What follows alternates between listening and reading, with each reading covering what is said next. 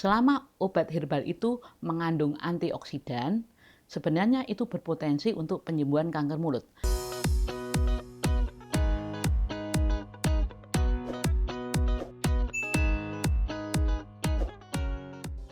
Halo Sobat Sehat, bagaimana kabarnya? Saya mau tanya nih ya, apakah Sobat semua pernah menderita nyeri ya di dalam rongga mulut? Dan nyerinya itu biasanya lama nggak sembuh-sembuh.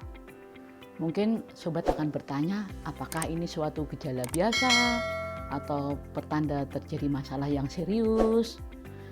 Bahkan ada yang mengatakan, pernah dulu ada yang tanya ya, kalau kita ada luka di mulut misalnya sariawan, ada yang mencurigai kemungkinan itu adalah kanker mulut. Di Hi Doc Ina Health, kita akan membahas lebih detail terkait dengan kondisi tersebut. Untuk itu, maka kita bahas dulu apa itu kanker mulut. Kanker mulut itu prinsipnya adalah tumor ganas. Kenapa disebut ganas?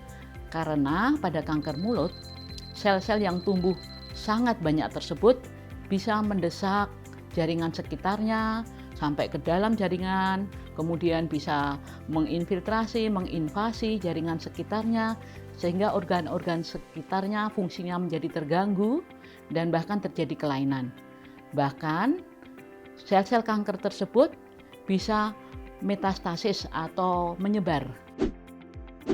Hai Sobat Sehat, di sini telah masuk beberapa pertanyaan.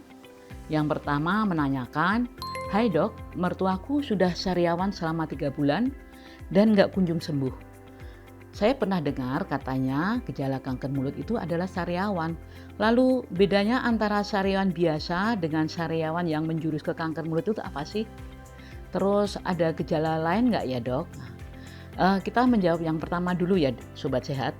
Apa bedanya sariawan biasa dengan sariawan yang menjurus ke kanker mulut?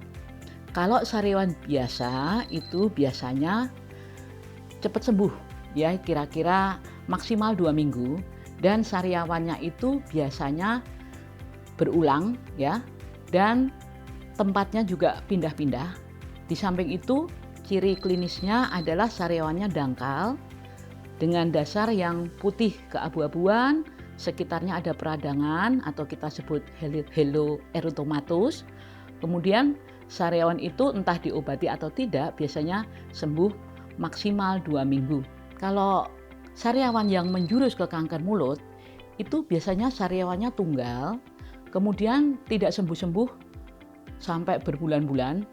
Ya pokoknya kalau sampai sariawan sudah diobati lebih dari 2 minggu tidak sembuh, maka kita mencurigai itu sebagai kanker mulut. Dan sariawan yang menjurus ke kanker mulut itu biasanya bentuknya tidak teratur, tepinya meninggi, kemudian membulat, kemudian nanti dalam, kemudian juga bagian dalam itu nanti menggangsir, jadi ada cekungan yang dalam, terus habis itu juga ada pengerasan, ya. Terus sariawan ini itu sifatnya kronis. Hai Sobat Sehat, ini masuk lagi pertanyaan yang lain, yaitu teman saya terdiagnosis kena kanker mulut. Emangnya faktor apa saja sih yang bisa bikin seseorang terkena kanker mulut? Kemudian, apakah karena merokok atau faktor keturunan? Jadi, faktor-faktor itu adalah merokok, ya, kemudian mengkonsumsi alkohol, kemudian ada juga mungkin terinfeksi virus yang kita tahu yang terkait dengan kanker mulut itu adalah human papilloma virus atau HPV. Bisa juga karena iritasi kronis. Contohnya apa iritasi kronis itu? Misalnya ada tonjol gigi yang tajam yang selalu mengenai pipi, mengenai lidah atau jaringan lunak mulut, dan itu sudah bertahun-tahun terjadi dan tidak dilakukan perawatan. Atau mungkin orang yang pakai gigi tiruan atau pakai alat seperti ortodontic treatment ya. Terus mungkin pakai dental appliance yang lain yang selalu melukai mulut dan tidak sembuh-sembuh, membuat sariawannya nggak sembuh-sembuh dan tidak dilakukan perawatan.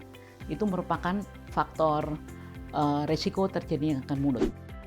Hai Sobat Sehat, ini ternyata masuk lagi pertanyaan terkait dengan katanya rebusan daun sirsak bisa bantu penyembuhan kanker mulut. Itu benar nggak sih dok? Apakah ada obat alami lain yang bisa membantu? Ya, kalau kita di dunia akademis ya, itu biasanya kalau ada pendapat seperti itu, kita harus melihat dulu referensi-referensi yang terkait dengan hal tersebut.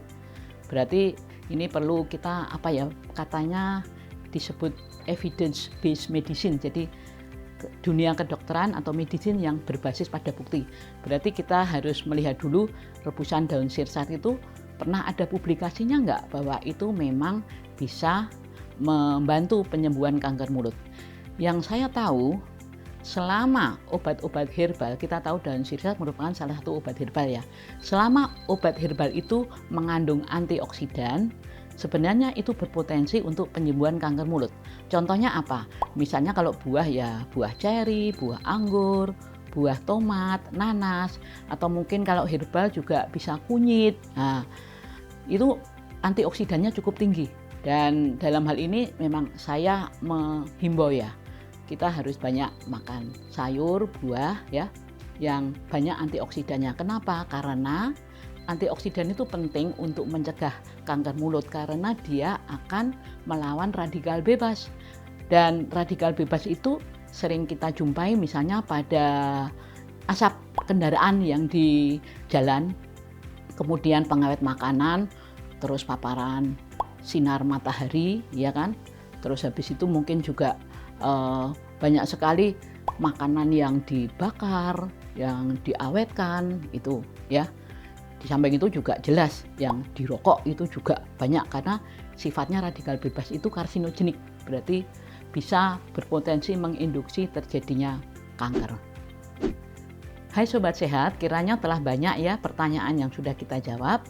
Saya Dr. Dewi Agustina akan undur diri. Kiranya demikian, saya tutup. Wassalamualaikum warahmatullahi wabarakatuh. Sampai jumpa di waktu yang lain.